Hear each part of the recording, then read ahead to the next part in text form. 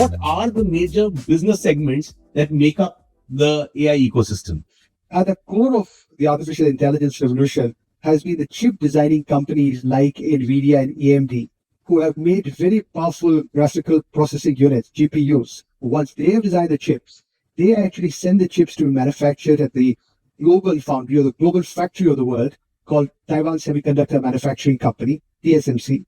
TSMC has an overwhelming share of manufacturing of artificial intelligence chipsets. They manufacture close to 90% of all the artificial intelligence chipsets of the entire world.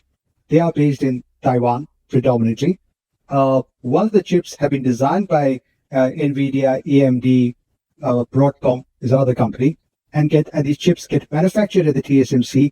These chips are then actually taken and installed in the vast data centers, which are basically racks upon racks of computers, which are stacked up together to provide the vast amount of computing power. These data centers are typically owned by the hyperscalers. The hyperscalers are the companies such as the Googles, the Amazons, the Metas, the Microsoft, the largest tech companies of the US. Oracle of the United States is also one of the big players in this space. Now, this is as far as the hardware part of the artificial intelligence is concerned. Then on top of that, of the hardware layer, is the foundational layer of the artificial intelligence, which is known as the large language models. These large language models are built by companies such as OpenAI, Google, Anthropic, DeepMind, Meta, and several Chinese companies are also, like DeepSeek, are also active in it, but they provide the foundational layer of the software.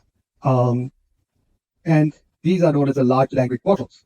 Then after that comes a variety of software and application companies that build their softwares which use the LLMs as their base, which you can say as the applied artificial intelligence companies and applications.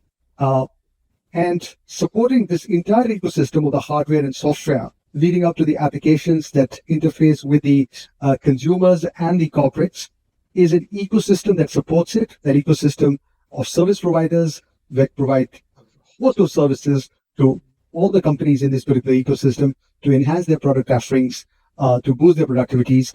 And you actually have a vast amount of physical infrastructure companies, such as energy companies, transmission companies, which actually provide the energy that is required to enable the data centers to run.